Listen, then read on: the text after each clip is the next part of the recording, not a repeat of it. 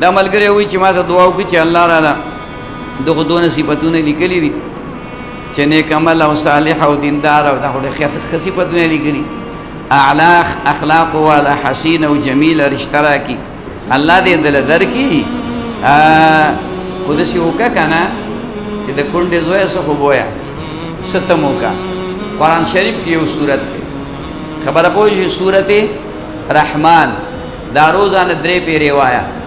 او د دې نه مخکې 11 پیرې د مانځه درود شریف